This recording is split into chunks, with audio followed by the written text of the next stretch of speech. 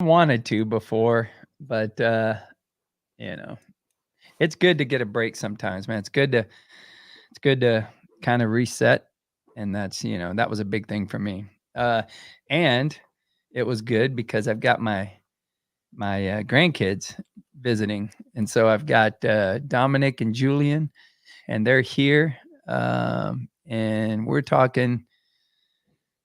They're nine. Let's see, they're 9.5, 10. Yeah, I think around 10 months apart. I mean, my son went to work, and Didn't waste any Christina, time, man. I felt for her, man. She it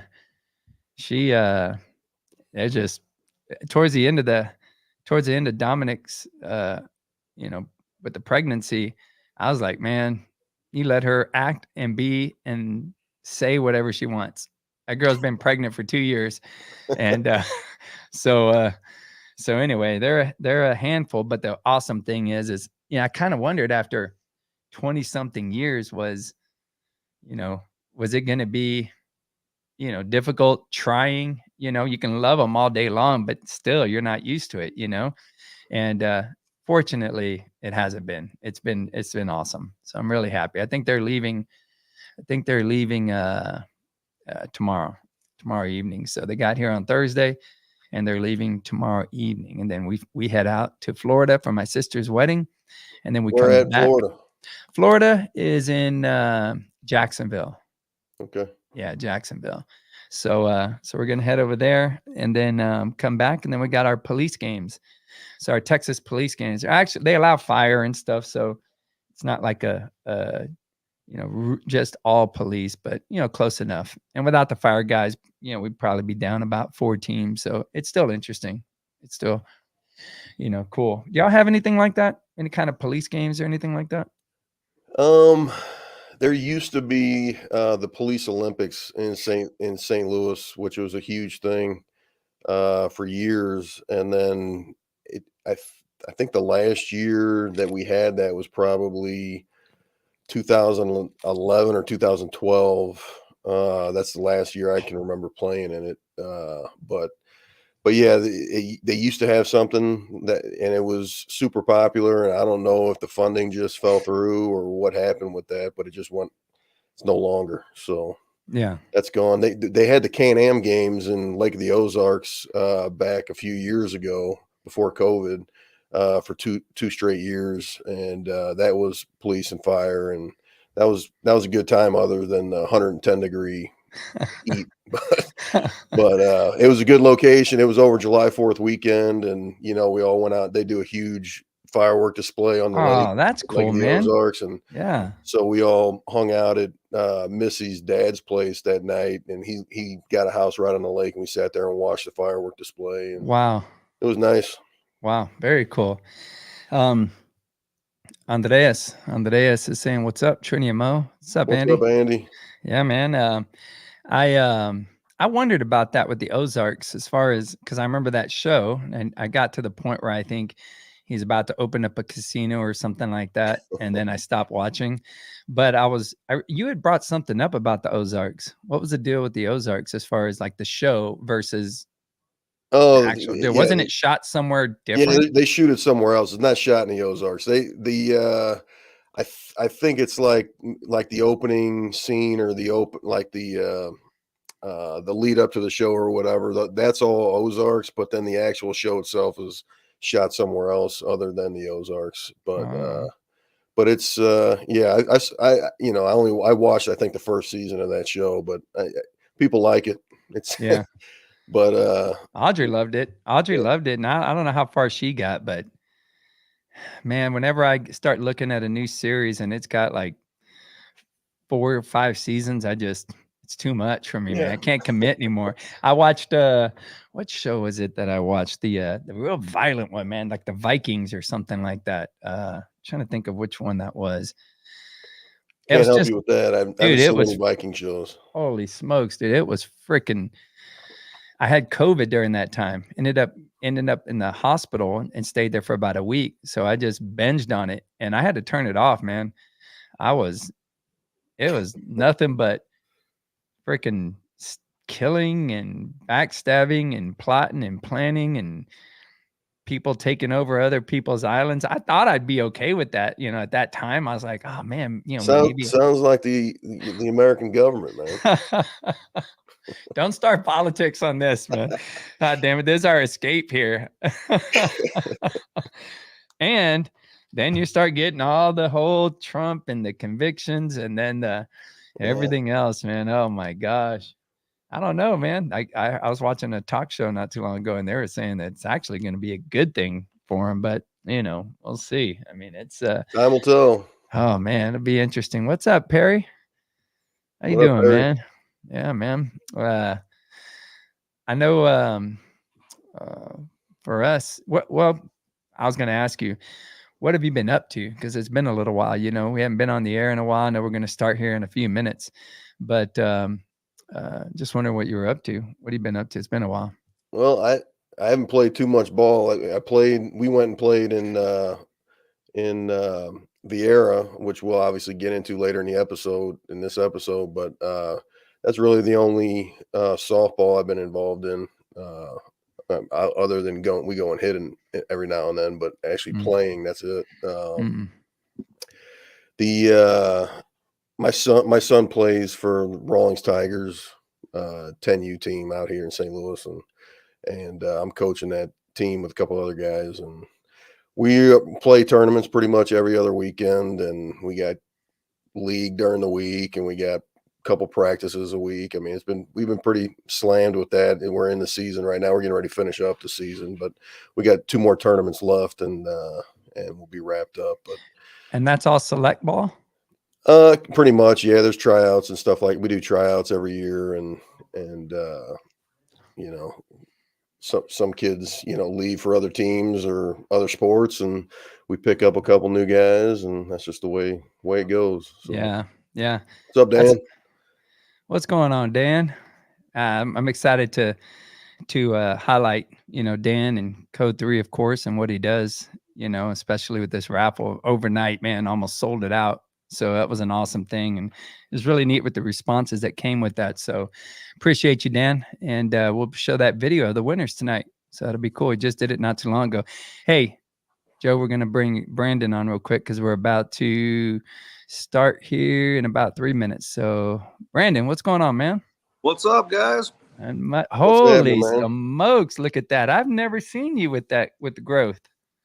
Yeah, man, I'm getting old. Holy, that isn't bad though. That's not bad at all.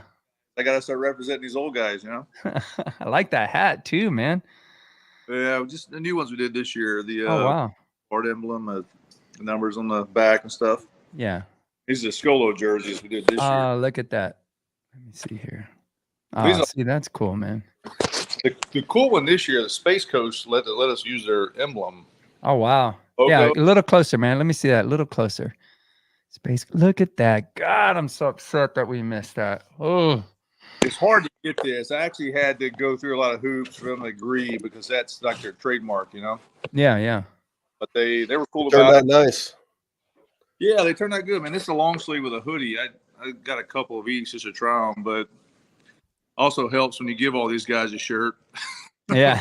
Or to do a few things, Man, I'm so happy for y'all's turnout. And I know obviously that the complex was top notch. And so I'm just, man, I'm so excited to be able to talk about that. And I know, Dan, you're tuning in, and I'm not sure, Dan, how much time you've got, but we are going to get to that new rule that's being put out there as far as stepping out of the box. It's a good conversation, and I think it's going to be something that it's going to be really neat to get some input from you. So yeah, Brandon, happy you could join us, dude. Yeah, thanks, man. I'm around just grabbing some food, so you guys, whenever you need me, I'm around. I got you. What are you eating, man? I have some fish, some mahi with some jalapenos. What is it with jalapeno? Mahi fish dip. Oh, nice. Yeah, I don't know anything about that. That's too healthy. Down the Keys, Joe, full time. These people make it down here everywhere. It's like phenomenal. So can't wait. It's not like whatever you guys do up there in St. Louis, like turkey stew or whatever you guys do. It's Turkey stew. Yeah, we go. You know, we noodle for catfish and make some nice catfish stew. I like it. I like it. Oh man, all that stuff is weird to me. All of it is. And you know, I'm here, Texas, and you know, we got crawfish and all that. But when I heard the first time I went to one of those, I think it's a crawfish boil, and they freaking threw them all in they were alive. So I was like, all right, I get it. But then when they threw them in there, you hear them. I think they're screaming. No, they're whistling, man. They're just whistling. Oh man, I couldn't do it after that. If I had a cow and raised it, I could not eat it. There's no freaking way, man. There's no way. Too sensitive like that. Well, the good thing with crawfish is it's hard to get attached to crawfish. You know what I mean? So there's no issue with eating those. I'm the guy that does. So that's what sucks. Well, I'm shocked that you're in Texas, Trini. I mean, you're calling us from the 100th floor of Dubai or something, but well, it's a rare day when Trini's at home. I'm very happy to be home. I like that. Good for you. Thank Where'd you. you get back from? Us here recently. Yeah. We went to Tulum a couple of weeks ago. That was pretty good. We hadn't been to that part, and that was pretty neat. The resort we stayed at, can't remember what it's called. Audrey will probably bring it up, but it was nice. It's just not a place you go for activity. It was cool to just chill out and to not really do much, but enjoy the the resort. And I like doing that sometimes, you know.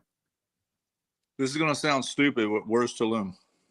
Mexico. Yeah, no, it's close to. I wouldn't have. I mean, I knew it was in Mexico, but I didn't know exactly where. And I think it's near Cancun, if I'm not mistaken. Okay. So, yeah, when we go to places like that, a lot of times we leave that kind of the local stuff alone, you know, like the real touristy spots, and we try to find the cool, you know, not traveled kind of areas as much. Yeah. Hopefully don't get kidnapped and a finger missing and all that kind of junk. But for the most part, you know, we don't go too many unbeaten paths, you know. Have you guys done Aruba or Curacao? I think Aruba, but I don't know about Curacao. Audrey'd have to answer. I don't think so. I don't think so, though. Spring break, and that's about the best water I've ever seen. Really? It was pretty phenomenal. It was enough to where we were talking about just flying back to Curacao and just staying a few days. It was crazy. See, that's cool, man. So for me now, it's the Maldives. That's the nicest water. Because it was super clear, but you can find clear water in a lot of places. But it was really about it being warm. It was warm water. I like warm water. I can't stand cold water. So it was warm and it was awesome. Oh, Perry, look at Perry helping us out here. Perry says Tulum is south of Playa del Carmen. Yep. Yeah, you're right about that, Perry. That's what I'm talking about. Where's Curacao? Curacao it's near Aruba. It's down closer like to the equator side. It's out of the hurricane alleys. It took us on a cruise ship about 2.5 days to get there from the Bahamas.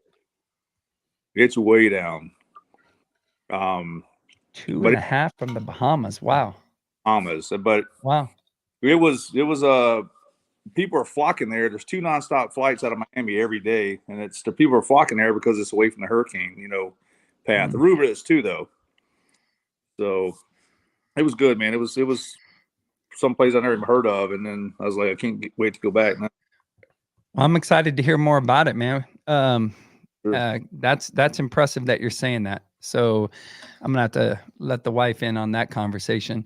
I know we're gonna get started here. I'll say that. Let's see here. Yeah, we'll bring up a few of these comments after we get started. So Brandon, might as well just stay on. Deanna, you want to hit it? Let's do it. It's been a while.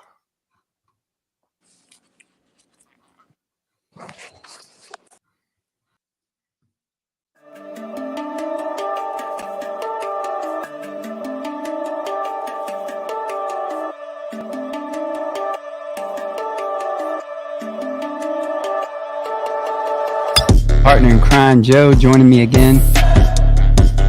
We got another special guest. Don't forget, man, I got your 6.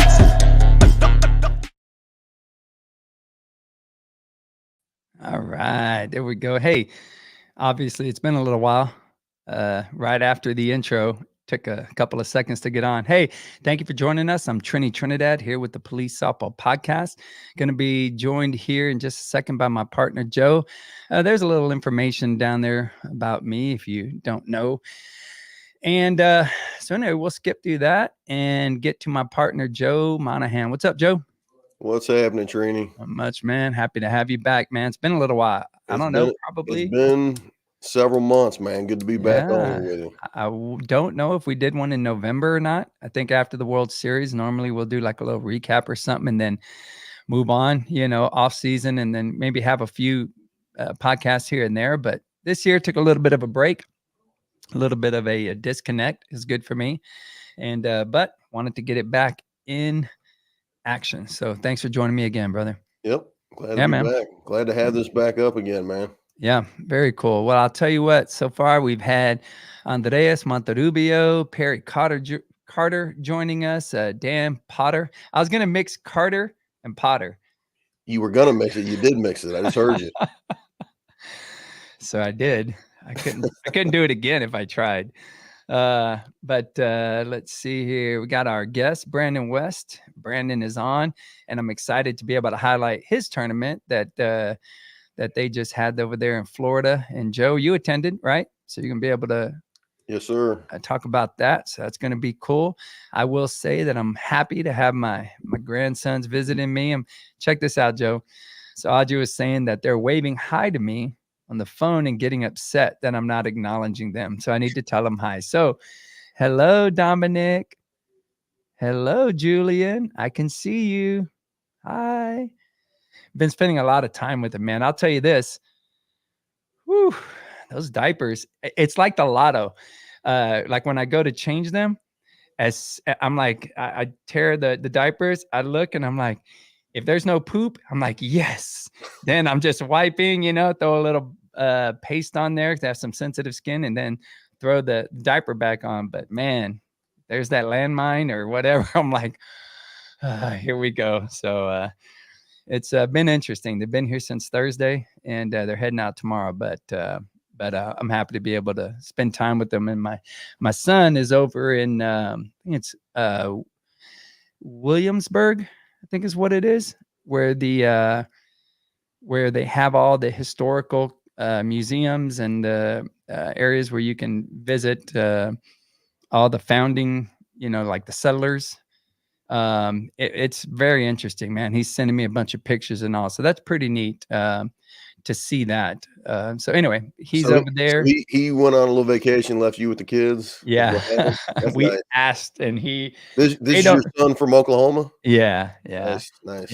He got to go on a trip with a bunch of other teachers, and they get to actually experience it and then take home some items from there and bring them back. So that way, when they're teaching, they get a better feel for what it is they're teaching, and experiencing it firsthand, and teach it with more passion and more of an understanding. So I think that's really cool. All right. So, hey, got Perry that's saying all we get here in Fort Worth is catfish, brother. So Brandon, I'm gonna bring you back on real quick. Here we go, Brandon West. What's going on, brother? Thanks for joining us again, man. Guys, happy to be back. Hey, man. Yeah, Dan Potter is saying, tell me what this means, because I don't know. Noodling is a way of fishing. It's basically you go down in the water, in the rivers, lakes, whatever. You jam your arm in a hole, and hopefully there's a catfish in there, and you shove your fist in its mouth and you pull it out. You need to watch some channels. You'll see all this stuff. Holy smokes, man. Look, I think most people that know me know that I'm not a do-it-yourselfer. I think I've got I tell my friends, I got like a hammer, 2 flathead screwdrivers, and, I don't know, maybe some tape. It's about all I got around my house. I'm not a do-it-yourselfer, and I'm not a big outdoorsy guy. So this is all new to me. So well, next time you're up in St. Louis, I'll take you out. Well, I'm excited because I hear you're a really good cook. And I know it, everybody told me about you, and not just a cook, but being able to handle multiple things at a time, not just the main course, but all the sides too. So that's pretty cool, man. A little bet a lot of people didn't know that about you. Well, now they do. Well, I'm looking forward to it. Perry Cotter says Tulum is south of Playa del Carmen. And he said that next to Aruba, he just got back from both places. Oh, wow. Nice. That's a traveling. Perry's a traveling man. Oh, yeah. Yeah, he is. 100. And then Perry tells you, Joe, that both have casinos. Very nice. Trini is the slot man. That ain't me, man. I just stand there and watch him play. Poker. I don't know how to play poker, and you do. I need to learn how to play poker. Maverick says hello. What's up, Maverick? And then we got Adam Bailey. What's up, Trinidad? Hi, from KC Guns Police Softball Club. What's going on, Adam? Thanks for joining us, man. Yeah, Maverick saying the 13 colonies. We got a history lesson coming up here. Yeah, I do. Well, we talked the other night, and man, it was really interesting, the stuff that they did. Because you don't think about a lot of stuff. They had to cure meat. They had to decide, like when they cooked, the wood, it was very important what type of wood, how dry it was, all that stuff mattered because they didn't have ovens with the temperature gauges and everything else. So all that stuff was just things you don't really think about, you know? So hey, check this out. Hey, Wayne, what's on, man? What's up, Wayne? All right. It says, Trini, I live like 15 minutes from Williamsburg. Great historical area. Yeah, see, that's cool, man. Son's really loving it. So that's a really neat thing. All right, let me see here. Let me bring up this. There we go. Let me get this in order. See if we can follow this schedule here. All right. So, hey, what we're going to do is we're going to start it off. Brandon, we'll give you a second. Let's see here. 17. Brandon, you good for about 5 minutes before we come on and talk about the tournament? I'm good all night, my friend. Awesome, brother. All right, give me just a second. We'll catch up with you here in just a second. Brandon West, South Florida lawman. John Scollo Tournament, the Memorial Tournament. Excited to hear about that. I'm really upset that we couldn't make it, but I am absolutely wanting to make that this upcoming year. So, Joe, let's see here. All right. So, hey, obviously, I think most people know about the Connecticut lawman and the unfortunate situation when it comes to Aaron Pelletier. And I hope I pronounced that right. I believe I did. Tommy sent me a message and said that they have very sad news about their outfielder, Aaron, and that he's been on the team for 10 years and he'd been killed on that day just a few days ago. He's a state trooper. He had a vehicle stopped and the truck struck him and then took off. Suspect was caught a short time later. And, I'm I was very honored that Tommy had talked about how much he enjoyed our tournament that we put on here in Waxahachie, and that he talked about it all the time. And so that was it's cool because, you get, and Brandon, I'm going to bring you on, Brandon, because I think you can add a lot to this show if you don't mind. You're here anyway. We as tournament directors go through struggles putting on tournaments, man, whether it's how many teams are going to show up, umpires, what we do for everybody. And, it can be a challenge, but when you don't want this type of information, but, at the same time, when it's shared with you, it allows me to continue to push forward with the struggles of putting on a tournament. And you both are tournament directors. And so, when you find out that what you do, positively impacts somebody, and then of course, when they pay that ultimate price, to hear that they talked about that tournament is just a very big honor. So, Tommy sent that to us, and then, no surprise that, when you talk about Dan Potter, he's stepping up and got the message and went into action. I will say this before we get to Dan's raffle. They do have a GoFundMe set up for Aaron's family. There's his wife and his two beautiful children. And so they had a goal. They're close to that goal if they haven't surpassed it as of 9 a.m. this morning. With Dan's raffle, we went beyond the amount that Dan was putting out there, and everybody just kept saying, hey, man, it doesn't matter, extend the list of, I think, Dan had maybe had like 50 or something like that, like he typically does. And if I'm not mistaken, Dan, you probably went to sleep, woke up the next morning and was like, holy smokes, man, that's awesome. And like overnight, it filled up, and he had a few open spots, and I actually had to ask people to kind of give him a second so he could add everybody on there. So Dan ended up having that raffle, and we've got the video that he did. We want to roll that video, Deanna, if you can. All right. Hey, everybody. Sorry about the delay. Busy weekend. This is for the Connecticut trooper. Pelletier lost his life last week in a traffic accident. Winner will get their choice, and then a second ticket will be pulled. Second number will be pulled, and that winner will more than likely end up with a pair of turf shoes. All right. You can see 1 through 50. All right, here we go. Good luck to everyone.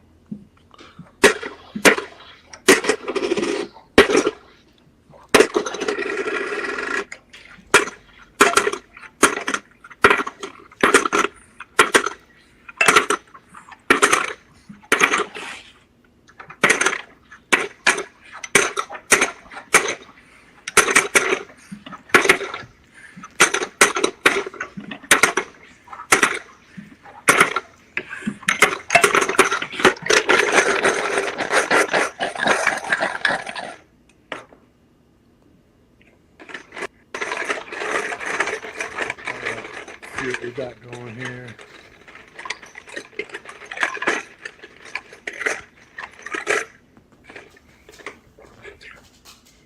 First one, lucky number 19. Next one is 16. Thanks, everybody. I appreciate the support. Y'all take care and be safe out there. That's awesome, Dan. Thank you again for what you do. Deanna, if we can show those winners. So we've got Tommy and Ari, right? Yep, Ari. Yeah, and Ari, I think he was at our tournament and won one of the guns. So Ari's got some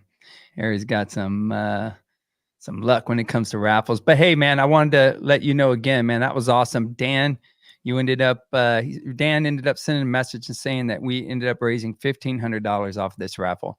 So that's awesome, man. Dan is the man. He comes through continuously for the circuit, for law enforcement, and just a great guy.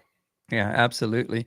And you can see there that, and look, man, none of us really cared. I mean, it's a reason to be able to be notified and ultimately to donate. And, but yeah, Dan ended up getting let's see here. The first one was, what was it? Was it a bat?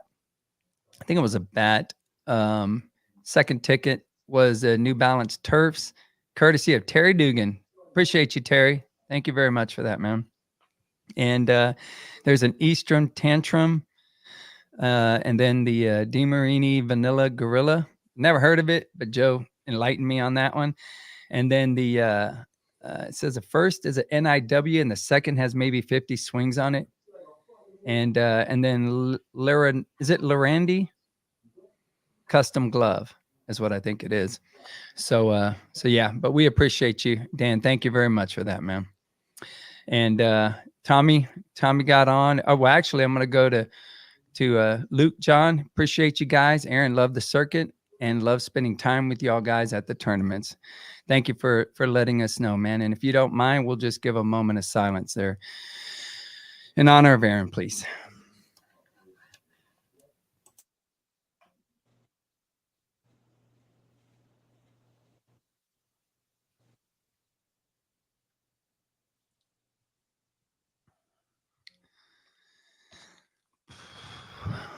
Man, that's tough. Yeah, we appreciate all y'all that are out there and do what you do, whether it's on the streets and the jails, it doesn't matter, man. We appreciate y'all. Got Tommy. Tommy said, hey, Trini and Joe and Brandon, thank you for mentioning and thoughts for Aaron. Tough day today, the wake for our teammate Aaron. I'd like to give a shout out for all the great support for Aaron's family and our team, all the prayers, thoughts, calls, and texts and donations. Aaron will be laid to rest tomorrow. Our brotherhood and camaraderie is second to none. I agree, Tommy. And I know that's tough, man. Let's see. My wife's saying that Dan is always there to support. And so many people hear it besides just us. So that's awesome. Thank you again, Dan. We've got to say hello to Meldelin from Hawaii. You know who that is, Joe? I can guess, but I don't want to. It's Raphael's girlfriend. That's what I thought. And I was going to say the one I didn't want to say it and be wrong. To buy the most expensive drink that was in that restaurant or whatever the hell it was. And you obliged. And that was a pretty cool memory. He talks about it all the time, man. So awesome. That was a neat memory, man. Yeah. Let's see here. All right. And then we got Maverick again. Hello from my room. Not from Hawaii, but his hotel room. That's my son, by the way, over there in Williamsburg. All right. So let's go. All right. Hey, so check this out. It's kind of a fun little segment that I'm going to start up. We've only got one video right now, but this is pretty interesting. I believe that either one of you, Brandon or Joe, could do what this officer did. I myself, I'd have probably jumped it, but you'll see what I'm talking about after this video. So we're going eastbound from Janeway on 12.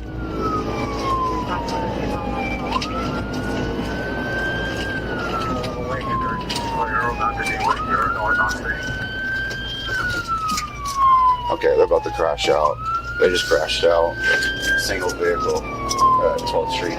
About to run behind the church going northbound.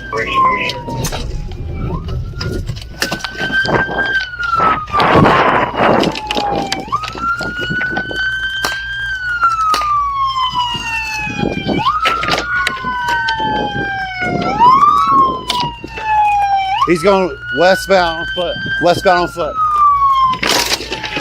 There we go.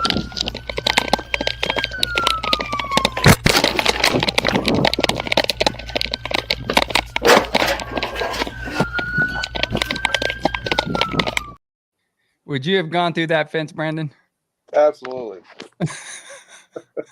Brandon's big ass ain't getting over it.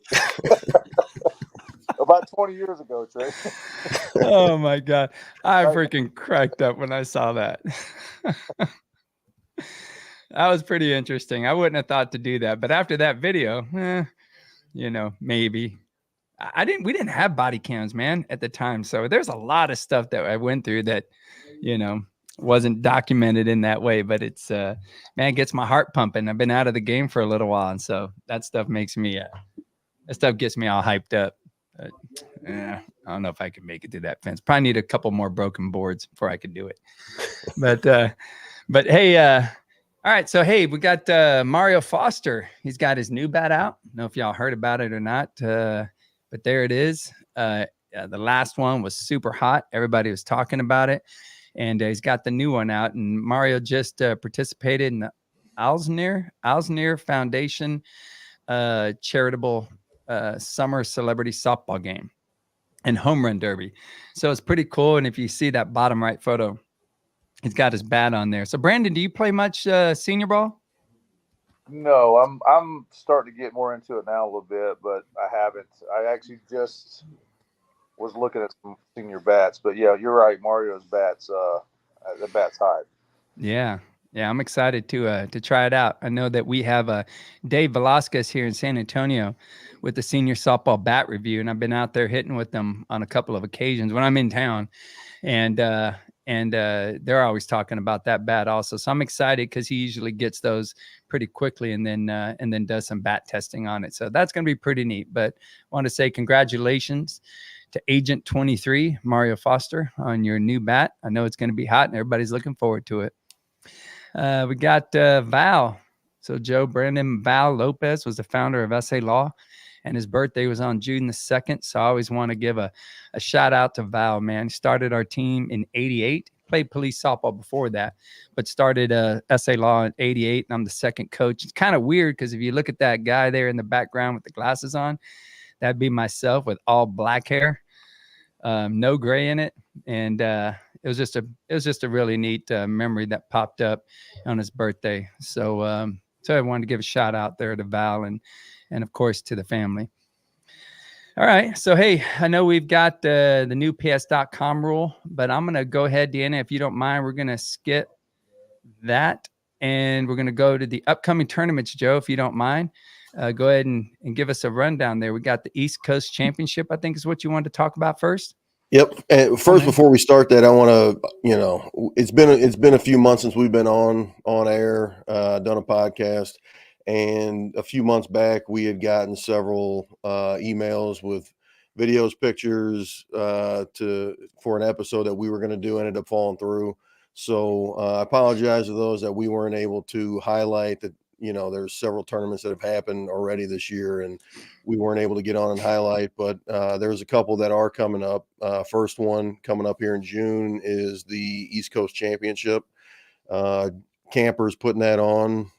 Columbus, Ohio, the Union County Sports Complex. It is an Elite Eight tournament, meaning that the highest finishing roster team will earn the Elite Eight status. So it's an automatic berth into the majors for the World Series this year.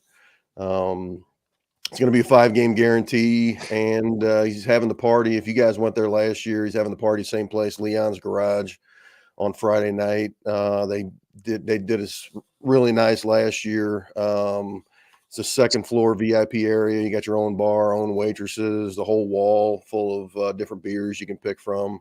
And it overlooks the stage and everything down below, which they had a live band last year playing. This year, a little disappointing, I think, on the turnout as far as the number of teams go. But there was talk that it may be canceled. He's not canceling it this year. I believe it's around 10 teams. And there is talk of moving this tournament, the East Coast Championship, from Columbus next year to Nashville.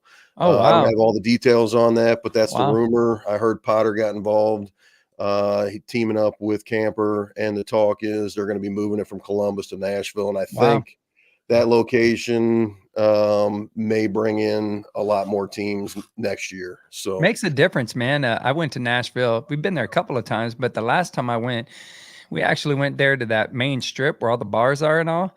And man, that was awesome. Morgan Wallen might not be enjoying it too much right now, but for the most part, I mean, it was pretty damn cool when we went down there. And you're right. I mean, the location does matter as far as what there is to do, and that's a happening place. Yeah, even in Columbus, though. I mean, I love the complex. I love the area. I love Columbus. I got family there, and it was disappointing as far as the turnout. But I think Nashville might be the right move for them to move it down there. Like I said, to get more teams interested. So, yeah. But I'm looking forward. We're playing in that one. I'm looking forward to going there and playing and hopefully winning that Elite Eight berth this year. So awesome. So moving on to July, we got the New York Empire Classic. It's the second year for that tournament. James Rogers is putting that on again. It's going to be at the same park, Eisenhower Park, East Meadow, New York. It's all turf infields. It's a nice complex. Some of the fields it's not your typical cookie cutter fields. There's different, dimensions where you have, 350 to left field on some fields. When it's 300 and right, it goes deep on one side on a couple of the fields. But I enjoyed playing there last year. I'm actually going to be going back again this year, not with my team, but I'll be playing with another team out there.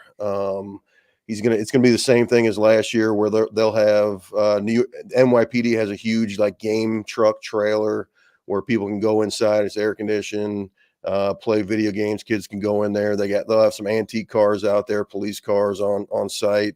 The mounted patrol will be there, the K9, a flyover during the opening ceremony. There'll be a DJ playing through, cool. Pool play, another 5-game guarantee, and they have a players party set up at La Piazza in Merrick, New York, which is going to include beer, wine, soda, and like a buffet of some Italian type food. Cool. It was a great time last year. I'm sure it's going to be the same this year. And the great thing about it, like I said, which a lot of these tournaments are going to, is turf field. So it's, even if it does rain a little bit, you're not going to have to worry about it, It's a big the thing. weather or anything like that. So Yeah, that's a I'm big looking thing. forward to getting back out there again and enjoying New York. So yeah, those are let me the ask two you this. upcoming tournaments that we wanted to run down. Basically, like I said, sorry for those previous 6 tournaments this year that we weren't able to get out there, but we'll try to pick up where we left off there. So. Damn, Potter goes buffet. I'm in. Yeah. That's pretty good. Hey, well, we got Perry tuning in.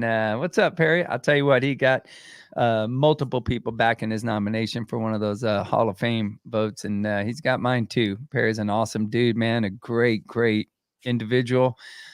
Plays for a great team, and just their team just got inducted into the Louisville State U-Trip Hall of Fame. The police team did. Louisiana, yeah, for Louisiana, they they're awesome, man. They deserve it. Great leadership, great bunch of dudes, and I wish they could travel more, and I wish they could, participate more in different tournaments, man. Great bunch of guys, but Jody, Perry, they lead that team, and if there's somebody else, guys, that I'm not mentioning, I'll just tell you that I apologize, but that's a great team, man. And so congratulations to them and to Perry. I think you're deserving of it. And so just wanted to throw that out there.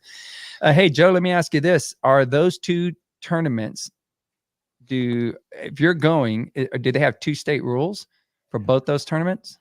Neither one of those tournaments have 2 state rules. Okay. They're You know what I wish? Open, so pretty much you can bring any kind of team you want as long as it meets, the eligibility requirements to be a player. So okay, and Brandon, we'll be talking about your tournament here in just a second, but I think it'd be really neat if, and I think I can say this with enough authority to say that it'd be cool to have maybe, I know we have our tournament listings, but maybe if we can have some that aren't 2 state rules, kind of maybe after we announce them all, maybe there'll be a section where you don't have to go search each one of them and see if there's one that doesn't have 2 state. Cause I'm in a fortunate situation that I'm able to travel, but I don't really think about asking, hey, is it a 2 state rule? Can I jump on with somebody? And I think that'd be kind of a neat thing to maybe have, maybe just like a little side list of tournaments. So that way we know that we can start calling around and asking. So I think that'd be pretty cool. But yeah, good to know. So neither one of them, because I know New York, I know we were talking about going up there this year also, but didn't work out. But end result is that I thought that'd be a neat thing to be able to list. Let's see here. All right, so let's see here. What do we I think got, we Joe? want to get into other. I think we want to go to we're going to talk about the Scollo Memorial with Wes, but before we do that, I just want to run down real quickly, take me about 2 minutes. Cool. Those tournaments that we weren't able to highlight. I just want to run down the winners, the results of those other 4 tournaments. Yes, let's do it. And that's we'll starting with the Florida Showdown in February. For 25 years down there in Tampa, Brian Aselton Memorial, which was, I believe, in Orlando for a little while. Sanzo and Walters were running that. They stepped down after last year. Bolin stepped up with the help from some of the other guys down there in Florida and kept it going. And that was held this February. A couple of the results there in the majors division, Miami Dogs beat North Florida in the championship. And then in the goals, South Florida took first place over Dayton Metro Detroit's finest combo. So a couple of Florida teams coming out on top down there, which typically happens, it seems like, in those Florida tournaments, but which is, you guys are used to playing down there in that weather. With some of these other guys coming down in February, used to the cold, not quite used to the warm weather yet. Yeah. The second tournament in February was DEA Kickoff. That's another Elite 8 tournament in which LA Empire beat DEA Combo in the majors. They earned the Elite 8 berth. LA Empire is a new team this year. It's a combo from a couple teams from last year, California Classic and another team.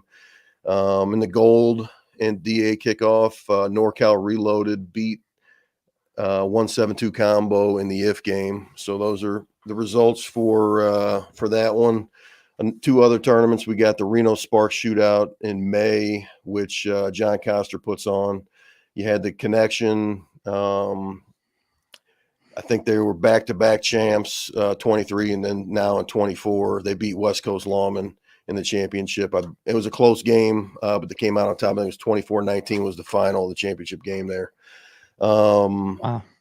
And then one last one up in Baltimore, 43rd annual Lawman Classic. That came down to TBL Outlaws. So TBL Outlaws used to be 2 separate teams. They just comboed up this year. So you got Thin Blue Line, Maryland Outlaws combo, TBL Outlaws beat Great Lakes in the championship for the gold bracket. Silver bracket, Maryland's Finest took down CT Lawman. So those are just some of the results from the tournaments that have happened this year before we get into Brandon's tournament, which was turned out to be, I would say, a successful transition from West Palm to Vieira, to say the least. So yeah, I'm excited about it, man. I heard a lot about it, so I'm excited to have him on there. Real quickly, Joe, so Brandon, have you ever had Joe come help your team out? Play with me? Yeah. Yeah. He's played me a couple times, yeah. That's cool. And Joe, you said you're going to a couple of tournaments, right? As a guest to one of those tournaments? I'm going to the New York tournament in July. Do you think any of those teams are watching? The ones the team that's going to have you? I was just curious if they'd seen this yet. Possibly. I'm not sure. Well, let's see if they've seen this before they invited you. Come on, come back in. Yes, sir. Full.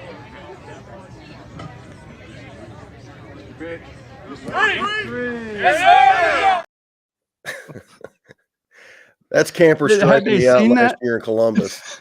He took it like a champ. Yeah, of course he shows that at bat. I took it like a champ. It is what it is. It was a good pitch, and I should have swung at it, but I didn't. I was just Ask Camper curious. what happened the next pitch he threw me. Oh hell! Here we go. What happened? And how come it wasn't recorded? Yeah, I don't know. I wasn't there, so you can talk to Camper about it. He'll vouch for it. Somebody is throwing you under the bus. He was trying to call a timeout. Yeah. Yeah, you see, if you should have stepped out of the box. That's it. Before the rule was put into place. Brandon will vouch for me, man. I did pretty decent with you guys that year. All right. Fun. That's pretty cool, man. Well, I thought that'd be interesting. Hopefully it didn't ruin your chance. I'll say that Stu said it would be awesome to have a team each tournament for random players that want to travel. I think it'd be pretty cool, man. I mean, I don't know how other teams would feel about it in certain divisions, but I know it'd be really neat to have that, because I really would like an opportunity to go. I don't know if they've ever, I don't know how those tournaments do where they invite people and everybody does a drawing and you just get placed on a team. I don't know what they call it, but like that's a draft tournament. Yeah, there you go. I've often wondered about that, especially within our circuit. If everybody just showed up and said the hell with it, because I don't care who I would play with in our circuit. I think it'd be pretty cool. I traveling to a civilian tournament, I don't know if I dig that as much, but within our circuit, I think it'd be pretty cool to have something like that where you just show up and then, even if you come as a team, you don't know where you're going to be. So you can still hang out as a team, but you're experiencing other teams. And I think that'd be a pretty neat thing. So Stu, thanks for the idea. You never know, man. Make it to come into play, one of these tournaments. Daniel Higa says, thank you guys for this platform. Being new to police softball, I enjoy everything about it. The people, the competition, and the brotherhood. Thanks again, and see you guys in October. We appreciate that, Daniel. Thank you very much for that, man. It's very nice. And Dan said that's better than the golf swing. Yeah, no swing at all. Yeah, I get it. Yeah, that was a good one, Dan. Oh yeah, you can, Dana. If Dana really wants to. No, Dana, don't. Dana's doing this in the background. Hey, whenever you feel like it, Dana, it's your show. All right, let's get to it, Brandon. All right, man. So tell us about the tournament. We got the John Scollo Memorial Tournament. Man, just give us a rundown real quickly about the tournament. Do you know what ended up happening with the move? And ultimately, we have the results here queued up, but just wanted to hear from you, what took place. Again, I apologize. I wanted to be there with our team, and I'm really excited about showing up there next year, man. So tell us about it. Well, really quickly, You guys have touched on it, but I was going to mention 21 years on the circuit, become friends with a lot of guys, including you guys on the circuit, and Tommy Eldridge, these Connecticut guys. I mean, they've won Scollo 2 years in a row in gold, not this year, but the 2 years before. So come pretty close with all those guys, talk to those guys a lot. So my heart goes out to that team. Bunch of classy guys, and I talked to Tommy all the time. So just wanted to, from the South Florida guys, they know how we feel about them. Dan Potter, again, talked to Dan a ton. Kudos to the guys on the circuit to fill it up. Normally, I never miss a raffle, but by the time the raffle, it was already sold out. Yep. So kudos to everybody for stepping up and doing the right thing, and it's a cool thing to see. So, Scollo. So this would have been the 9th year that's been named a John Scollo. It was John's anniversary. Memorial Day, which just passed, was sadly John's anniversary of his death. So went down to his gravesite, visited him. Kyle went down, his son. And so last year, as a lot of people know, 2 of the last 4 years, we've had a lot of rain in Wellington, where we had Scollo before. The max I could ever do was 16 teams. Last year, our team was in the finals, got rained out, a chance to see if we could have won the Elite Eight or not. The complex is great. People are great. I mean, I couldn't say anything bad about the place we're at, but I was maxed at 16 teams, and the weather could always shove me out. So similar to what Joe did with St. Louis from getting rained out last year, I kind of just, as soon as it was over, I started thinking about what's the next way to make this bigger, because I knew people liked coming. So I made a call to Space Coast on a whim and just say, let me talk to somebody, this is what we got going on. Luckily, 3 of the 5 people that I was dealing with there were all either former cops. Oh, wow. Their parents were cops. Very the guy, cool. Directors, sisters, NYPD.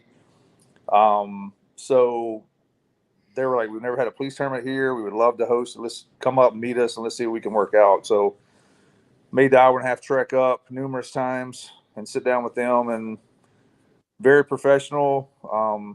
Gave me, I think, a pretty good deal compared to what I think they probably do for most. Listen, it's a business. It's a business. There's some things I'll never get away with, right? But they were classy as they could be from the first day to the last. They've already, as of yesterday, they just sent me the dates for next year already. All right. That's awesome. And so they actually sent me a message, hey, we can't wait till you guys are back. Here's your dates. If you want these dates, you're on the board. So, Brandon, a couple of things with that. One is having police friendly, because that's like it is in Waxahachie. But it's also when you develop a relationship like that, because those, and I know Joe's complex feels the same way. Now he's moving it this year, but I'm sure they'll feel the same way. They truly enjoy our presence as policemen, as first responders. They whether it's the people in the concession stands, whoever it is, they're just always really happy with us as a tournament. So that's a really neat thing for us. Well, I'll tell you 2 things. The complex that I left still puts us on the books every year in April, just in case Space Ghost falls through.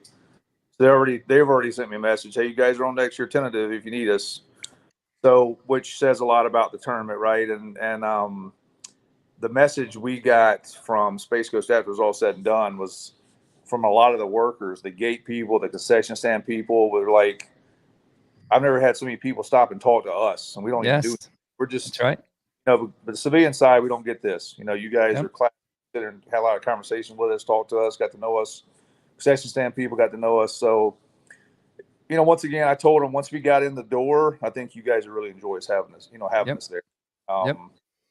So, the advantages, Trini, from the guys that went, it was 28 teams originally, 2 dropped the last couple weeks. God, awesome, man. Awesome. 26, which I think is the second largest tournament in the country, I think, after Vegas now. Awesome.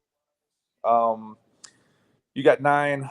The advantage I had, the offer was this. If you go to a weekday tournament, not the weekend, because they just don't have weekends available, that we could give you basically whatever you wanted. So Thursday, Friday, I said, let's try it and do it. I think it worked out. I think flights tend to be a little cheaper on Tuesdays, Wednesdays for guys to come in. You got the whole weekend if you want to stay and go to Disney or go to the beach or go whatever, or you can fly out on Saturday or Sunday. I think it's a little cheaper. I can tell you from my standpoint for pitching 10 or 11 games, I was happy to have the weekend just to be able to walk from Monday to Friday. So it was nice to have some time to recover. That's cool. So it was great. Like Joe said, we had the whole complex ourselves. There wasn't other people around. There wasn't, civilians. There wasn't other tournaments going on. Yeah. It was just us. We It's got awesome. a chance to stadium when we wanted to use the stadium. And the weather was great. We got pushed back about 5 or 6 hours the first morning because a lot of guys up north had flight delays. We were at the host party the night before the tournament started. Flight delays started coming in, 6, 7 teams. The old complex, they're just forfeits. There's nothing I can do about it. This complex, we moved it back to a 1 p.m. start. So 4 or 5 hours later than we were supposed to start, and still got done, 10 o'clock, I guess, on the next night. Wow. Oh, man. And that was only using down to 4 or 5 fields the second day. We didn't even have to use all 9 fields the second day. Awesome. There's a lot of advantages to it. The turf, it's turf infield, outfield. The whole thing's turf. We made all the fields the same, 300, even the stadium. They break the fences out there, so everything Awesome. was even. And I mean, a couple added touches I like. We had 2 umpires on most fields on the second day. We paid extra for that, and every field had a scoreboard. So I thought it was really cool to have a scoreboard. You actually see what's going on and walk over and ask the umpire every inning, hey, what's the score? Who's winning? Yeah. So it's the first. I mean, I think it's the best complex in the country. I mean, I haven't been to a ton of them, but it's hard to imagine there's much better than that out there. Yeah. And that area is blowing up because of that complex. There's so much ball. I think they told me they had 1.1 million people that came to the gates last summer just for pitch and baseball and little league. Just in 2.5 months, 1.1 million people came to the gates. So wow, that's crazy, man. Well, Wayne Spencer Jr., man, he's saying Brandon did a hell of a job with the tournament. We'll definitely be back next year. And then you got Stu asking, what are the dates for next year? Definitely want to make the trip from the West Coast. And I know we might be jumping ahead, but I just don't want to skip over because they're commenting now, I was going to say it anyway. And listen, the West Coast, man, I would die to get some West Coast teams here because I think, Joe, tell me if I'm wrong, but I think we had 16 of the top 17 ranked East Coast teams came this year. So, I mean, you had Murderers Row on the east side. Love to get a couple, even Northern Lawmen from Canada came down. I'd love to get a couple West Coast teams there and, get over 30 teams. I think we'll have over 30 teams next year. I'm shocked if not. Agree. I can't remember. Is it a 2-state rule or not? I've never done a 2-state for this, like you said earlier, just to be able to have a chance to play or go jump on a team if your team can't go. Yes. Depends on how big this tournament gets to where if I need to mirror it a certain way. But right now I followed a lot of the rules that police softball is going to, the Jeff is going to for Vegas.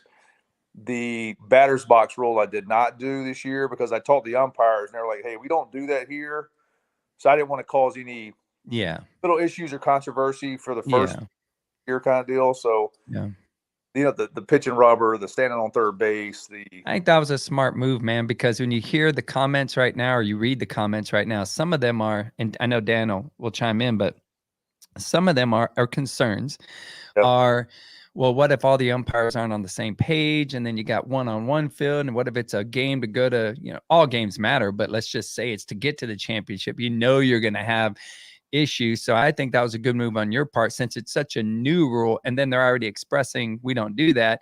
Probably good to leave it alone and maybe implement it the following year, I think, in my opinion. Yeah. And I met with the umpires and had a UIC. We went over a lot of this stuff. Now, I think there's a lot of these rules that are coming. And I thought for this, there was some things I want to change, some things I just didn't want to change. Advantage of being the tournament director, but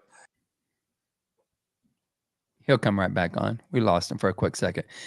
But yeah, man, I mean, like I'm telling you, I've heard everything that was good about it. Go ahead, Brandon. You're back now. Yeah, sorry about that. I'm thinking here I'm going to do April 3rd and 4th, 2025. So Thursday, Friday. Dana, will you make that note, please? Thank you. I also went ahead and held April 2nd, which is a Wednesday, because I'm going to start working on doing a big Masters tournament here and add that to the Scollo. Cool. I got the complex. I got all the fields. They're willing to give me the whole complex on a Wednesday. I mean, not give me, pay for it, but I could really run Wednesday, Thursday, Friday at that That'd be complex. awesome. And I'm thinking about doing it. I'm thinking about adding the Masters to it because I don't think it's going to be back in Tampa. Very cool. You know, if I get plus teams, I would definitely do it. But I want true police teams. Yeah. That's the goal. So Yeah. anyway, 2nd through the 4th is going to be that Scollo next year, 2025. So cool. All right. And then so I know let's see here. Is it bat provided? Is it not bat provided? Is it like anything like that maybe people want to know about? Yeah, so hit a home run with this one as well. Got in touch. Andy Worm, you gotta give Andy Worm credit on this. Got me in touch with Mike Mancinko, probably all-time prolific home run hitter in softball world. Been around forever. I called him. Never met the guy before in my life. He is Emma Mario, Brett Helmer, the whole Easton, Rollins, Worth, Mike and crew, and he's more of the, like he told me, the ball guy. So I started with the balls with him. Got the same balls for Tampa, balls from our tournament, and balls for Jacksonville, which will be coming in September. And in return, they sent me 20 or 21 Bradley Jones, Mikens, Alphas, Eastons. I think I was a few short to have 3 or 4 in every field. So I had a few Eastons from Tampa, but it was all Easton, Mike, and Worth, Rollins. That was it. But to get in with those guys to help me out for this tournament, and now, going forward, I think we're in good shape with them continuing to be a part of the scope. Man. Good it was for great. you guys. Great equipment. Cool. I tell you, great equipment, great balls, great bats. No issues there. Awesome, man. No, I thought you did a great job, man. Just, I mean, it was kind of a seamless transition the way it turned out. I mean, you did a great job in West Palm, don't get me wrong, but this was just on a different level. I thought, you brought in an extra 10 teams than what you normally have. And you had the food trucks out there and the bats, the balls, everything was good. One of those fields you had winds coming in about 50 miles an hour, but other than that, you can't control the wind, obviously. But other than that, everything was awesome. I'm trying to learn how to cut the ball. So you ain't cutting it through that wind. We had a game against Detroit when we won 4-3 against Detroit on that field. And I think there was the game right after us ended 5-3, something like that. But I mean, it is what it is, the equal playing field. The thing about East Coast, the thing about that place is that it will do that on that field, and then 2 hours later, it'll be on that next field over. Yeah, that blowing out. It'll be the same way. And you get in the stadium, and God bless you in the stadium, man. What's going to happen over there? Yeah. But that's what makes it unique. You just never know what you're walking into. So. But the weather was great. The opening ceremonies was all. I didn't even touch on that. Opening ceremonies. We tried to go back old school, the flyover, the honor guard. That's cool. Can you bring it back up, Deanna? Yeah, Jordan Oaks, Nashville music star, did the I lost you for a second there. You guys got me? Yes, sir. We got you. Yeah, did the national anthem. And then we did some tributes on the big jumbotron there. Awesome. Cool. So it was cool. It was I think it was a nice thing. And Blair and Amory coming was awesome. To come and take a lot of photos for us. And awesome, man. Thank you, Deanna. Doing the ceremony was great. Yeah, with so many teams there also filling up that field on opening ceremony. It was awesome. Yeah, man. I'm telling you, I'm really, really disappointed that we missed that one this year. So we got the dates for the next year. You're going to try to not up, but you can host as many teams, right, as you want to. So you're good. We're talking possibly seniors, Joe. You and I got to talk about that. If that ends up happening, then we definitely want to put our team together and make that happen. And finally, are there any professional sports or anything like that going on at that time, or not really? No, in that area, there's that area is really built around that complex. I mean, that's what's really Cape Canaveral. You got NASA. Okay. Orlando's 35 minutes away, Joe. Am I right? Yeah, that's about right. So there's plenty of places to go. I know a lot of teams stayed in Orlando, left the families here, went to Disney. Yeah, for sure. So yeah, there's not, as far as right there, there's no big. The closest thing to you probably would be Well, there's nothing at that time of year. I only think baseball. Yeah. Spring. Yeah, no worries. I was just asking because I didn't realize it, but the Rangers play all the time. We'll get into that here in just a little bit, but they got some, I think they play New York on one of the days, and then like I don't know what they're called, but they're from California, the Angels. Yep. So they'll be playing, but I was just curious if that was happening, but you don't need it, man. You got everything there. So it's awesome. So how did we end up? What did you have? So was there like a round robin and then ultimately multiple divisions? Yeah. So we had five brackets, 5 or 6 brackets. I'm sorry, I can't even think now, but 5 or 6 brackets. That broke it all down, and I don't think teams had to sit any more than maybe 1 game at a time. Maybe max 2, but with that many fields, you can kind of consistently, play through. So you had a white quad, a red quad. The state teams would kind of be on your quad, and you would stay there for the round robin for the most part. And one bracket got to rotate through the stadium, which I did a blind draw on that to make sure our bracket didn't get it, because I didn't want people to think, well, Brandon's trying to play in the stadium the whole time. But it's a cool touch just to go in that stadium and play there with that big jumbotron and hell yeah. That thing is pretty cool, and a lot of guys were doing it, and but you got to walk. It's a big complex. If you got to walk from a quad to the stadium back and forth, it starts wearing on you pretty well. So that's actually, we were supposed to have all the championship games in the stadium, but we got just so wore down at the end. We kind of stayed on one quad because it was just so much walking back and forth. Yeah. Hey, don't let Brandon lie to you, because I know he wasn't walking. I saw him in a golf cart the whole time. I was just going to say, I heard about the golf cart. And I was going to say, if you get over 25 teams, damn, dude, you can rent a few golf carts maybe with a little trailer on the back or something. Yeah, they gave me 3 golf carts, so I definitely got one of those. And your ice chest right behind it. Nah, man, but that's cool, man. Well, I'll tell. I could care less how far we got to walk. It was that sounds like a great experience. How did it end up? So, all the big East Coast teams just beat up on each other for a while, and it wound up being the winners bracket final in the stadium, or winners bracket was us in North Florida. North Florida beat us by 2 there. Beat the Dogs, which was the winners bracket final, was those 2. And then we went through the losers bracket, wound up playing North Florida in the championship game after, I think, winning 5 straight. And then we wound up beating them the first game, and then they smoked us in the IF game and won the Elite 8. So, Matt and those guys are rolling, and they didn't have their pitcher there. So Matt Bolin, who was their first baseman coach, with Donnie Meyer now, wound up pitching it and was a tournament MVP. He carried that crew and did a great job. All right. Couldn't happen to a better guy. All right. A couple of Hall of Famers pitching in that championship game, man. Yeah. I don't think neither one of us could walk very well after that tournament.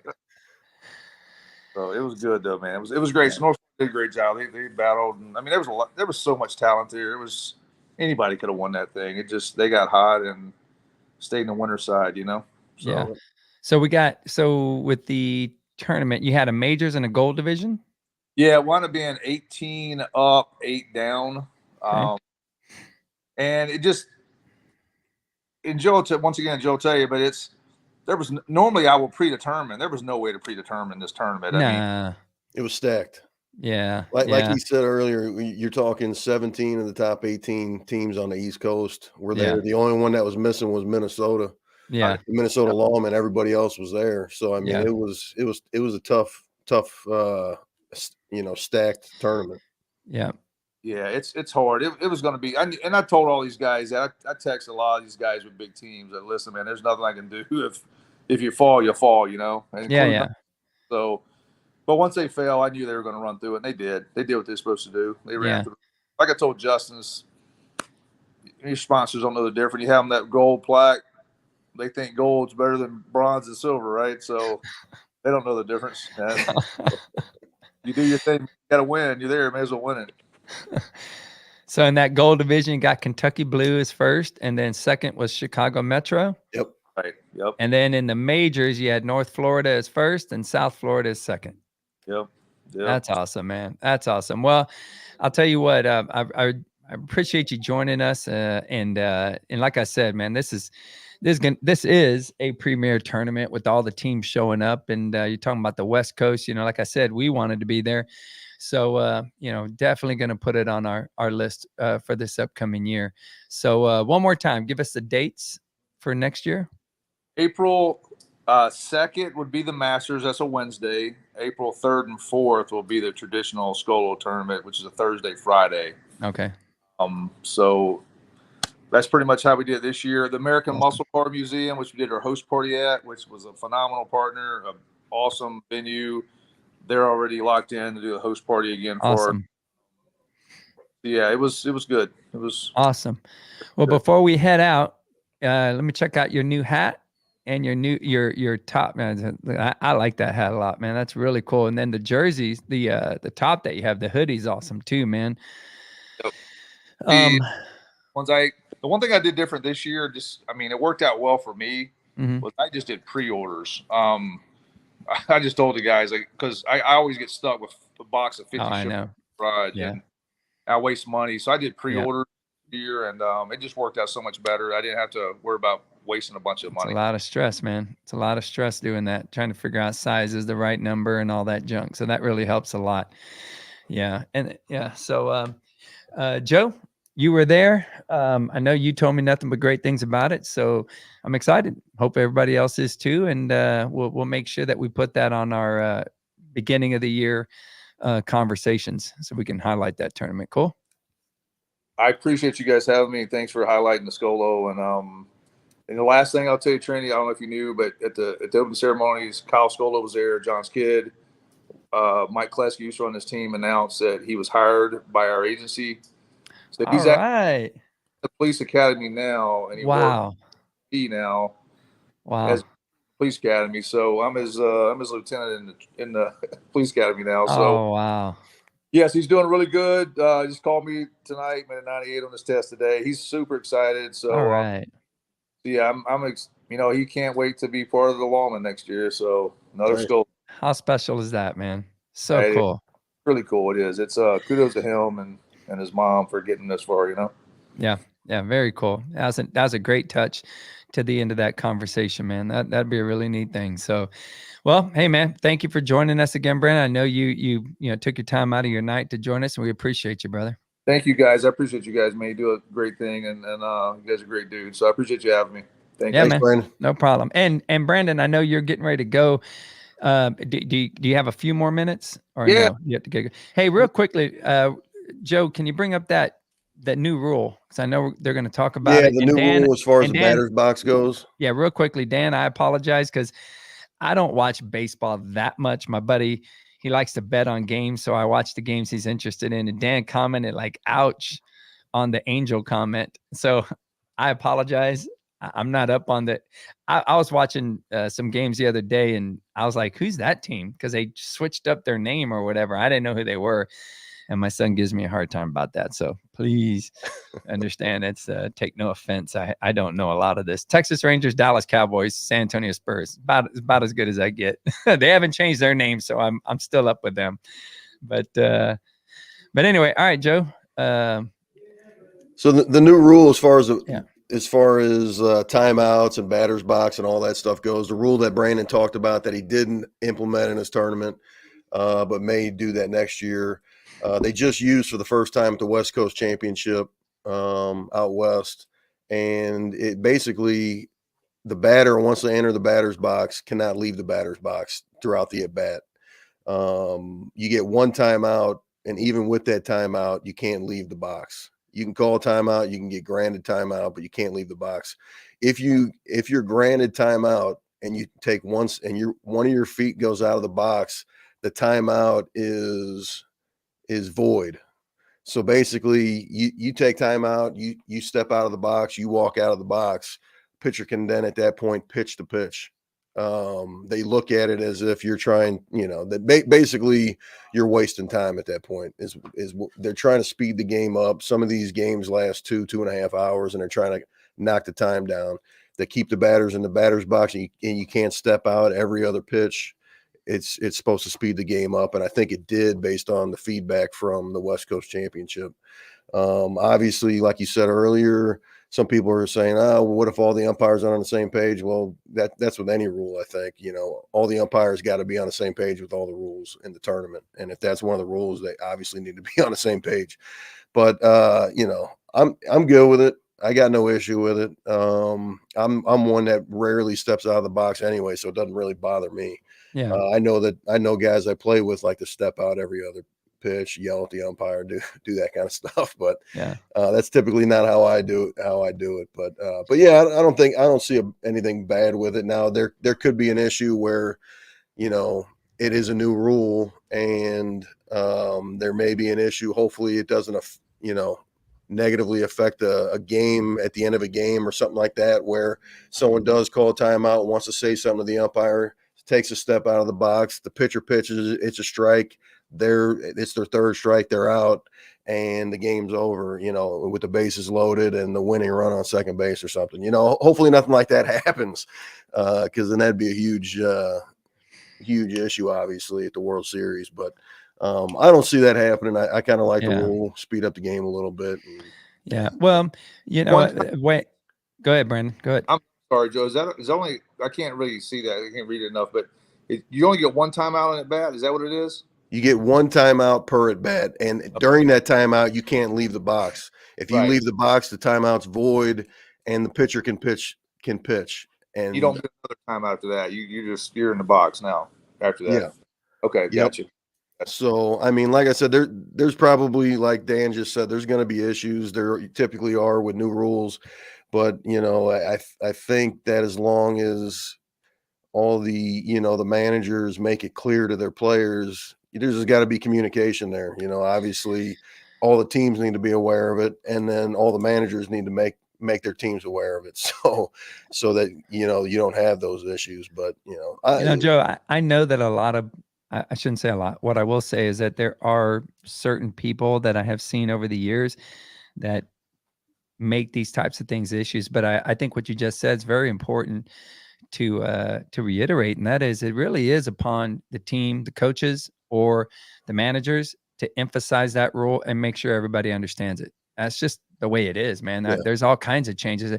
If you really think about policing, when they come down with a new rule or a new standard or something, I mean, you get taught it, get trained on it, you learn it, you got to apply it. Just the way it is, man. I don't think there's any difference here.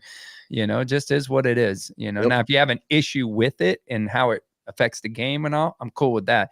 But actually allowing it to become, something that you take it out on the ump or the tournament director, I just think it's wrong. I think if it's decided upon and it's implemented, it's up to you as a manager and ultimately as a team to digest it and make sure you apply it.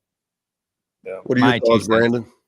No, when you said earlier about the reason I kind of did what I did with Scollo was it was such a different, venue and undertaking, and just a lot of stuff going on that I was trying to I felt like every time I was going back to either the complex or the umpires, it was something different. Yeah. I understand where he's coming from. Well, he broke out real quick. I think I know he's coming back. Yeah. Here. I'm sorry, guys. I don't want to keep. You're good. You're good. I think the one thing I didn't like more than anything was standing on third base. I'm always one of these guys that gets off and retags. I don't want to get drilled over there, but and listen, until you run a tournament, you got to do what's best for you and for your tournament. And Vegas was 70 teams. If Jeff thinks this is going to speed it up, and Ryan, he's going to speed it up, and it's going to help, the totality of that tournament. Until you've run a tournament and put these things on and all the work and time that goes into it, hey, kudos. What it is, like you guys said. I mean, the managers got to get their people on the same page. And listen, if it sucks and we hate it and everybody hates it, then I'm sure they'll change it and we'll go to something else.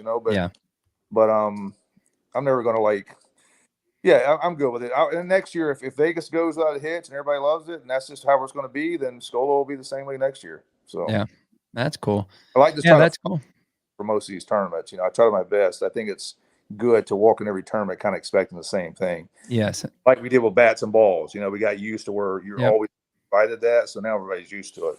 Yep. That's what's tough for my tournament in particular, is because I do follow everything right, because it's right before Vegas.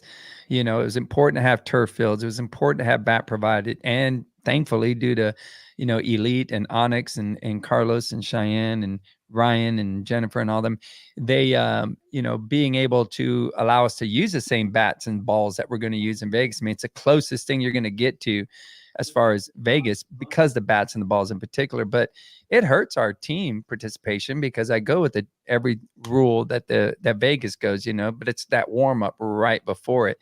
So so I do understand that, and that's where, you know, I'm going to implement this rule because I think it's good practice, and I think teams that show up will appreciate that, you know. But if they had not, Jeff and them had not made the decision, we wouldn't have implemented it. So, you know, but I'll go with that flow. And there's a reason. These guys have been at it for a long time, so there's a reason they're doing what they're doing, you know.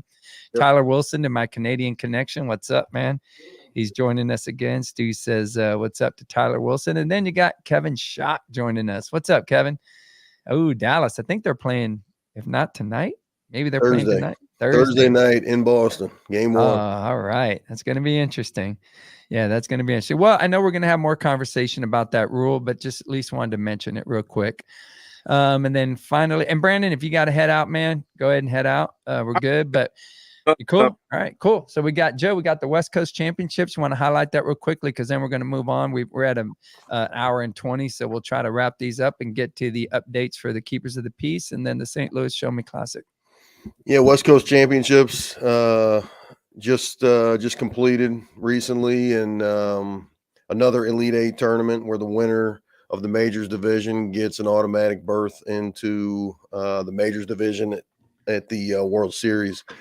I shouldn't say unfortunately, but LAPD Blue won the Majors versus LA Empire. Both of those two teams already have Elite Eight berths, so then that means there's going to be I guess an open spot, at-large spot for a team to play Majors at the World Series now.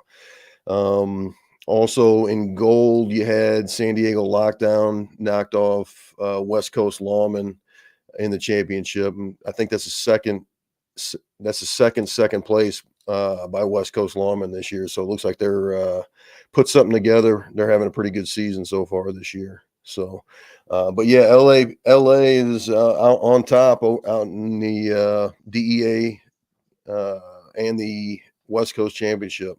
LAPD Blue and LA Empire both are now Elite Eight teams. So, I think he had a good turnout. You know, it's San Diego. It's held in San Diego, and it's awesome location if you've never been there. I love the weather. Yeah, San Diego's an awesome place. Great food. Yeah, a lot of touristy things to do and stuff like that. Beaches. You know, it's not a touristy thing there. When I went with my kids, and we went there, and we turned the corner from a hotel, and there were a bunch of really, really older males and females protesting, completely nude, posters and all. And I was just like, oh man. And they blocked the whole road. So me, my kids, we're on a family vacation, mind you. And boy, the questions came up, and it was like, oh, we're just going to move out of here and talk about where we're headed to next. San Diego's a free city. Whew, that one threw me for a loop. I'd heard about it, but I actually got to see it firsthand. So, and it's cold up there, by the way. Let's see. It was cold when we were there. Let's see here. We got West Coast champion. All right, cool. So we got the mid-major results. Joe, do you have those? Yeah, the mid-major results. Basically, the way they did it, they broke it into two divisions, majors and gold. Then there was drop-down brackets from both the majors and gold. Majors drop-down bracket into mid-majors. The championship game was Sin City versus Center Mass.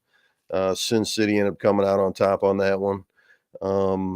Center Mass was one of the two teams from the East Coast that went out for this tournament.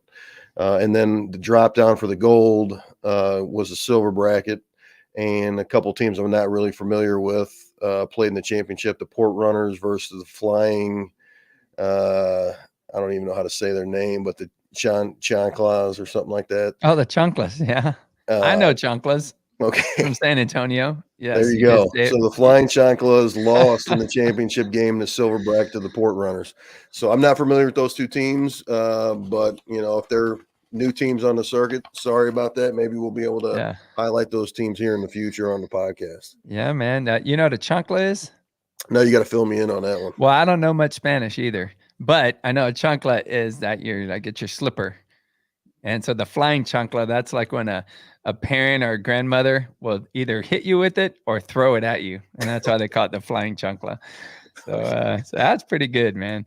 And then with that majors, you said LAPD Blue, LA Empire, and then a DEA combo, correct? Yep, you got it. Yep. All right. Top three. Yeah, very cool. What do we have? We have a picture of them. Deanna, did we show them already? Let's see. Oh, okay. Yeah, there's LAPD Blue, LA Empire, like those uniforms.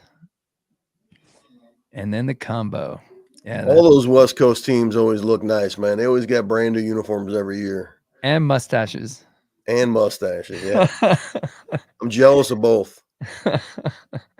All right. That's cool, man. Well, good. I'm happy that turned out like it did. And Jeff wasn't able to join us, but that's all right. We told him we'd do our best with that. Hey, real quickly, we got our Keepers of the Peace National Softball Championships coming up. If you don't know the dates, those are them. Let's see here. We've got the teams that are in. Yeah. Oh, no, we're going to keep going to that. So we've got the fields. They are also the same Waxahachie Sports Complex. They're all turf. And no, not like yours, Brandon. We don't have turf outfields, but that is a really neat touch. I'm excited about that, to play there. I know our outfielders will be too, but ours is grass. But all the infields are turf, so that's pretty cool. Not so cool in the Texas Heat. Deanna, what do we have last time with the? Yeah, here's a comment that I found today. It's true. You can't sit in anybody's car in this heat. It's like 96, but man, it sure did feel like it was over 100. It was pretty hot. So make sure you hydrate. We do have some hotels for you. Let's see here, Deanna. We can show them. There's a Hampton Inn and Suites. It's about 5 minutes from the fields. It's $130. I know they got the Rangers game in town. We'll talk about that here in a minute. But that is 5 minutes from the field, so it's pretty cool. And then the courtyard. Midlothian, I don't know, Deanna, how far is it? About 15 minutes? Yeah, about 15 minutes from the field there at the courtyard. So those are your phone numbers and the rates for the hotels there.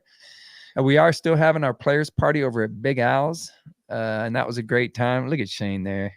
Brandon, there's Gilly wearing the famous shirts. I can't wait to get a collage of that shirt. Brandon, I don't know if you're familiar with those pictures, but yeah. That's Angry Joe and Happy. No angry anything right there, man. Those are two pictures of me when I may have had a couple too many. Oh man, I really want to get a shirt like that. That will be a badass shirt, and I will wear it often. And then we've got the teams. So these are the teams we have signed up as of right now. So I'm excited about them. We're typically get 16 to 18 teams. So we'll see how it goes. If anybody chimes up from this point on, they usually do wait a little bit to sign up. So those are our current teams. We do have our bat design complete. So I'm excited about that. From what I'm understanding, I've seen it, but when I showed it to people, they say it's one of the best designs. So I'm really excited about that. And it's sent into production. And we're going to be highlighting it soon. I can tell you this. Not highlighting it today, man. What's going on? No. I try to wait till I get one in person, but we're waiting to find out when they're going to get one. If it's going to take too long, then we'll just go ahead and show the design on the here. And I'll tell you, I've learned a lot about bats here recently. Hasn't affected my hitting. I'm not hitting any better, but I've learned a lot more about bats here recently. And it's really interesting all that goes into it. So Los is going to Carlos from Elite's going to be joining us here soon to be talking about, bat compression and things that you think you know about bats that I think it will be pretty interesting to find out from a man who produces them. So learned a lot about that, and I think it's going to be really neat, especially talking about the bat, because this bat is used at at the World Series. So it'll be interesting to tune in and find out about it. Let's see here. We've got the Texas Rangers. They're going to be in town. So we have our players party on Thursday, which is September the 5th. But if you wanted to come in early, from what I'm understanding, and Joe, Brandon, y'all may know about this. I don't, but my buddy told me that the Yankees are doing pretty good this year. Well, the Yankees play on Wednesday against the Rangers, and the Rangers complex is about 20 minutes maybe from where these host hotels are, I think. Hey, not only are they playing on a Wednesday, but if nobody's ever been to a Texas Rangers game on a Wednesday, which we went to last year, when we saw the Astros Rangers game, that is $1 hot dog night at the stadium, and you can eat as many $1 hot dogs as you want. I think Shane had about 10 or 12 that day. Did he chew them or just swallow them? Were jam packed with these hot dogs, man. He came back from the concession. He had like 15 hot dogs in his pockets. Did he chew them or just swallow them? You'd have to ask him that one, man. But no, it's every Wednesday night at Texas Rangers games. It's $1 hot dog night, man. I never knew that till last year, but the stadium's awesome. It's air conditioning, so for those that think you're going to be sitting out, sweating your ass off at a game, you're not. It's nice and cool. But it's and yeah, the Yankees are having a great season.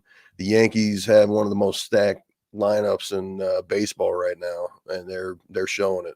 That's cool. Well, I'll tell you, don't forget that you do get a wild card player in our tournament. So whatever team is showing up, if you want to hop on with them, it does not matter where you're from. You can be from wherever and join in. And it's neat that you say that, because at the Rangers Stadium, they have that, it's not Ballpark Village, but it's kind of like it in St. Louis. The same developer developed the Ballpark Village in St. Louis that did the Arlington, whatever it's called. Yeah. Same kind of scenery and same type of atmosphere and setup and everything like that. Yeah. So that'll be pretty cool. So that's the New York Yankees, and then after that's the Los Angeles Angels, and they're on Thursday, Friday, Saturday, and Sunday. So what we're going to try to do is get a block of tickets for the 8th, if anybody wants to stay that extra day and check out the game, and that's at 1:35. So I don't know. I wouldn't fly out that night, but either way, it's a Sunday after the tournament. But I think that Yankees is going to be a big draw if anyone wants to come in a day early. Yep. So cool. So that's our tournament for right now. And then finally, we got the St. Louis Show Me Classic. So Joe, I'm gonna let you take it. I think we have. What are we going to start with? I'm just going to run down real quick. We're not going to go into too much depth with this, but this year we're changing it to a Friday, Saturday. It's August 9th and 10th. We're going to do this. If you've never been there, if you have been there, this is a lot of the same stuff. If you haven't, we're going to be doing the Players Party Thursday night instead of Friday this year. It's going to be at PBR, Ballpark Village, right down by the stadium. Great time.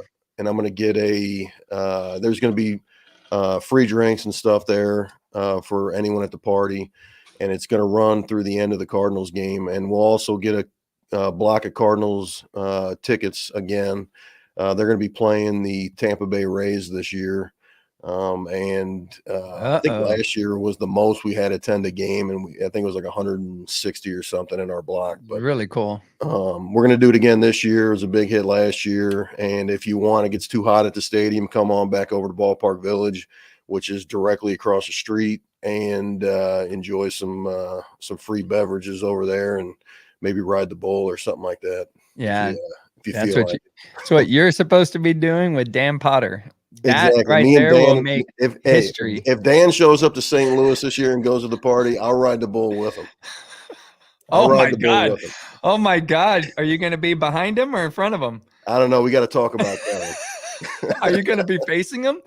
Dude, if you're going to do it, you might as well do it right and face him. Yeah. Make freaking serious history. Yeah. That sounds like a plan. Oh my Dan, God. if you're in St. Louis, we're doing it. Deanna, Photoshop that, please. Let's make that happen. Do some kind of AI thing or something. I don't care if it doesn't happen in real life. I want to see an AI photo of that. Or is it AI? Yeah, AI photo of that. Yeah, that's what I want to see. AI doesn't know who I am, so we're good. We're good. Well, I've got enough on you that I can give AI some good information, and we'll be good. Well, I set up hotels again with LHM. It's a few different Marriott locations. I haven't got the links yet, but they are set up. We got 2 different DoubleTrees and 1 Sheridan. So they're all nice hotels. They'll have discounted rates for our blocks, and I'll have those links out this week for those locations. Also, one other thing I changed besides the days of the week we're going to be playing on, we're actually moving from the Missouri side of the river to the Illinois side of the river. We're playing just outside of St. Louis in O'Fallon, Illinois. We're moving to an all turf complex. It's a super nice complex. The fences are same as BMAC where we played on dirt fields in Bridgeton in St. Louis County. It's 310 down the line, 320 to center. They're nice fields. Outfields are great. Infields are turf. We're going to be, I'm hoping to have, I'm trying to get some food arranged for the guys at the complex as well this year, which I wasn't able to ever do at BMAC. I think I'll be able to get that done this year. What I'd have gotten set up is First Form is going to be bringing out their battle wagon again. They're going to be a sponsor of the tournament. They'll have every day of the tournament. They'll have, supplements. They'll have, last year, I believe it was protein shakes, protein bars, beef sticks, protein sticks. Yeah, it was cool. Different kind of, just mixes as far as like hydrate and stuff like that for you. Everything's going to be, free, complimentary. And then they also are going to be handing out bags with several items to the winning teams. Yeah. So I'm glad to have them back. They were awesome last year. They were a huge hit, and I think they're going to be a great addition again this year over in O'Fallon. So just last thing I want to talk about is the team list. Right now we're at 19, which is a pretty big turnout for the St. Louis tournament. Yep. We do have a few teams that are still on the fence, so hopefully we can end up with one of those teams makes it an even 20. We'll see. Anyway, I'm excited for the huge turnout this year at a new venue, and I think it's going to be super competitive. And I'm glad Brandon's coming back. Glad you're coming back, and all these teams are coming back. And we got a few new teams. We got a couple West Coast teams coming out, and super pumped this year. And I'm, obviously we'll be talking about this at a later date with the final details, and I'll have some additional things at the field set up for all the players. So yeah, for sure, man. That's a great team list. That's awesome. Yeah. I know Stu was asking about when's the pre-order. I need my 27 ounce. You're right, Stu. It's interesting when I learned again, I'm going to have Carlos over from Elite come over and talk about that. But it's interesting why he doesn't do pre-orders. So it'll be pretty neat. You'll be able to find that out. But either way, even if you can't make it, man, just let me know. The cool thing is that we got my brother, Rocket, Anthony Garay, that's tuning in. He is the one that comes out and actually runs, the trailer when it comes for Elite. And man, Rocket's just cool as hell, man. A serious, accomplished softball player, and ultimately works hand in hand with the Vegas, and he'll be out there. But yeah, he was talking about the heat here. It was nasty, and then commented that he'll be there. So Stu, Rocket, if you'll remind me, both of y'all and Rocket, if you don't mind, man, we'll put that 27 ounce aside for Stu. That'd be really cool. But man, that sounds cool. Joe, happy for you. And so I'm excited. We'll be able to recap this later. Brandon, man, I want to thank you again for joining, and congratulations to you, man. I like I said, really, really heard nothing but great things. And so I'm excited to experience it, man. Well, I appreciate it. Thank you guys for having me, man. And yep. That St. Louis tournament looks stacked too, man. Training both of you guys. Be a lot of teams ready to roll by the time Vegas shows up. Yeah. Yep. Yeah, it's going to be interesting. We'll see how it goes. But hey, man, thanks you guys for joining me, for Brandon, for Joe and myself. Want to let you guys know we appreciate you. We're back in the saddle. And please don't forget that we got your 6. Thank you, guys. Be safe, folks.